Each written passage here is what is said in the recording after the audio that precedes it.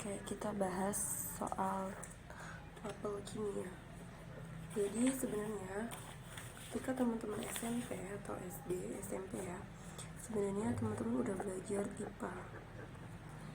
Nah, IPA ini dibagi menjadi 3. Ada biologi, ada fisika, ada kimia. Nah, kalau biologi ini kita berbicara soal makhluk hidup. Kita mempelajari tentang makhluk hidup, kayak bagaimana sih caranya makhluk hidup berkembang biak, terus bagaimana sih caranya makhluk hidup bereproduksi, terus apa aja sih kira-kira penyusun makhluk hidup kayak gitu. Itu kalau biologi ya. Nah, kalau fisika di sini kita mempelajari apa? Benda mati. Ya, benar juga ya, kalau fisika itu kita mempelajari tentang zat atau benda, atau bisa juga disebut dengan materi. Itu kalau di fisika. Kalau di kimia sama juga, dia mempelajari soal materi. Nah, sebenarnya kalau kita ngomongin materi, kita tuh lagi ngomongin apa sih? Sebenarnya materi itu apa? Nah, materi itu adalah segala sesuatu yang mempunyai massa dan menempati ruang.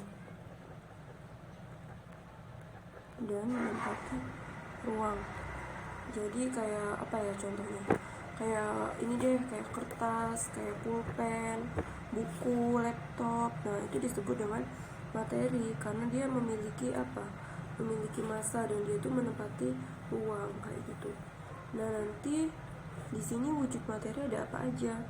Nah, di sini berarti kan ini udah dipelajari ya, ketika teman-teman SD pasti mempelajari tentang padat, benda padat, benda cair, terus mempelajari juga gas. Nah, terus apa aja sih bedanya gitu kan? Kalau padat berarti di sini dia bentuknya tetap. Terus kalau cair bentuknya gimana? Kalau padat bentuknya tetap ya. Misalnya teman-teman punya kayu nih, kan beda padat tuh. Teman-teman masukin ke kemana ember misalnya, di situ tetap aja bentuknya kayu gitu. Terus kalau cair juga sama, dia itu bentuknya mengikuti wadah ya, nggak tetap tapi mengikuti wadah. Contohnya kalau misalnya air nih, teman-teman punya air, teman-teman masukin gelas, udah tuh pasti airnya tuh bentuknya gelas, ngikutin wadah gelasnya gitu. Kalau gas juga sama ya, dia di sini mengikuti wadah. Terus volumenya gimana? Kalau benda padat di sini berarti dia volumenya itu tetap ya, volumenya tetap. Kalau cair dia mengikuti volume tetap. Kalau cair tetap enggak? Kalau cair juga sama ya, dia volumenya tetap. Kalau misalnya ada ya tadi tuh kayu dimasukin ke ember misalnya, ya udah tetap aja volume kayunya segitu. Kalau misalnya air nih kita masukin ke gelas, air 50 ml kita masukin ke gelas, ya udah volumenya tetap aja 50 ml. Sama gitu, volumenya tetap. Tapi kalau benda gas di sini itu volumenya berubah. Berubahnya kayak gimana, Bu? Ya, kalau misalnya gas itu kan misalnya apa ya? Oksigen ya. Oksigen kita masukin ke botol yang kecil, ya udah volumenya ngikutin botol itu yang kecil. Tapi kalau kita masukin ke botol yang gede, ya udah si oksigen itu ngikutin bentuk botolnya yang gede kayak gitu ya. Nah, ini waktu pembahasan tentang materi waktu teman-teman SD. Nanti kalau teman-teman setelah teman-teman SMP ya, setelah teman-teman SMP, di sini tuh teman-teman mempelajari materi. Nanti tuh di materi itu disebut kalau materi itu adalah bagian terkecil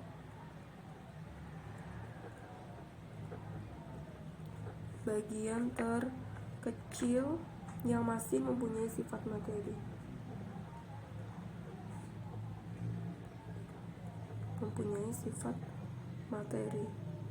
Nah, bagian terkecil ini disebutnya apa? Ini yang disebut dengan partikel. Nanti pembahasan materi bakal jauh lagi, nggak cuma ngomongin ciri-cirinya, tapi di sini ada partikelnya. Kalau di benda padat, dia partikelnya rapat.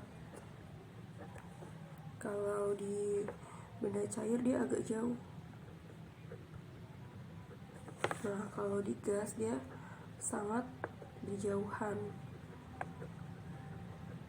Jadi kalau digambar tuh, kalau di benda padat dia rapat nih kayak gini ya, partikelnya rapat. Kalau di sini tuh agak jauh.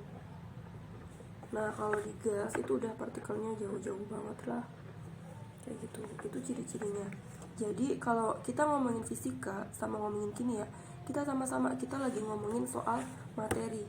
Nah, yang disebut materi itu adalah segala sesuatu yang mempunyai massa dan menempati ruang. Materi itu dibagi menjadi 3 nih wujudnya. Ada padat, ada cair, ada gas. Nah, di sini udah jelas ya ciri-cirinya. Kalau padat ini, kalau cair seperti ini, seperti ini, kalau gas kayak gini gitu ya. Itu sama-sama tuh pembahasan fisika, sama-sama ngebahas materi, sama-sama ngebahas materi juga di kimia. Nah, terus yang ngebedain fisika sama kimia itu apa? Nah, kalau di dalam fisika di sini ya. Kalau di dalam fisika itu kita ngomongin materi. Nah ya, kita tuh ngomongin geraknya materi tuh kayak gimana, gerak materi, terus ada perilaku materi, terus apa lagi ya, gerak materi, perilaku materi. Contohnya nih, kalau misalnya ke teman-teman punya benda ya, misalnya punya 2 benda nih didekatkan. Nanti kalau di fisika itu teman-teman cari reaksi yang terjadi apa ketika 2 benda didekatkan. Misalnya ada tarik menarik kah, tolak menolak kah. Nanti di situ juga bisa muncul gaya gravitasi. Nah, nanti kalau misalnya ada benda nih kita tarik, benda itu bergerak, berarti kita memberikan gaya ke benda itu sehingga ada energi. Nah, itu nanti yang kita pelajari di dalam fisika. Jadi ada gerak, perilaku, sama perubahan materi. Nah, kalau di dalam kimia kita tuh lebih kayak ngebahas tentang susunan materi.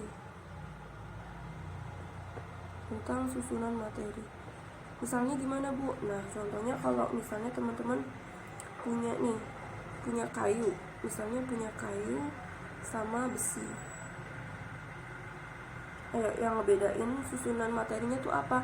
Kalau di kayu dia tersusun dari misalnya karbon. Kalau di besi ya udah besi doang. Itu susunan materinya. Nah, terus kalau misalnya teman-teman punya lagi besi sama emas. Nah, yang ngebedainnya tuh gimana? Besi sama emas bedanya gimana? Nah, mungkin susunan materinya sama, tapi bisa dibedain. Kalau besi itu dia mudah berkarat. Kalau emas dia tahan karat. Nah, jadi di sini ada perbedaan sifat materi. Terus apa lagi ya kalau di dalam kimia? Nah, misalnya lagi nih teman-teman punya intan sama punya arang. Susunan materinya sama-sama intan sama arang itu sama-sama tersusun dari karbon. Tapi yang intan ini dia terlihat mahal ya. Kalau arang itu murah. Nah, terus sebenarnya yang nyebabin mahal sama murahnya itu apa? Padahal sama-sama tuh susunannya sama-sama dari karbon. Nah, jadi di sini dia punya struktur yang beda struktur. Terus kalau di kimia mempelajari lagi itu perubahan materi. Perubahan materi misalnya kayu misalnya dibakar, nanti dia di sini berubah jadi arang atau abu ya. Nah, di sini tuh ada perubahan materi dari kayu ke arang atau abu. Di sini juga terjadi yang namanya perubahan materi. Terus kalau misalnya mobil, gimana mobil? Mobil bisa jalan karena apa? Karena ada bensin. Terus sebenarnya proses dari bensin bisa ngebuat mobil berjalan itu gimana? Nah, sebenarnya ketika bensin itu dibakar, dia itu sebenarnya melepaskan energi. Nah, energi ini yang nanti menggerakkan kendaraan bermotor. Nah, jadi fix ya, yang beda fisika sama kimia itu sama-sama ngebahas tentang zat, benda, atau materi. Tetapi yang membedakan itu adalah ketika kita ngomongin fisika, berarti di sini kita ngebahas tentang geraknya, tentang perilakunya dari materi. Tapi kalau kimia itu kita ngebahas tentang kayak tadi struktur materi itu apa aja, struktur terus susunannya apa aja, perubahannya apa aja, kayak gitu ya teman-teman. Jadi jangan bingung. Oke. Bisa di foto dulu.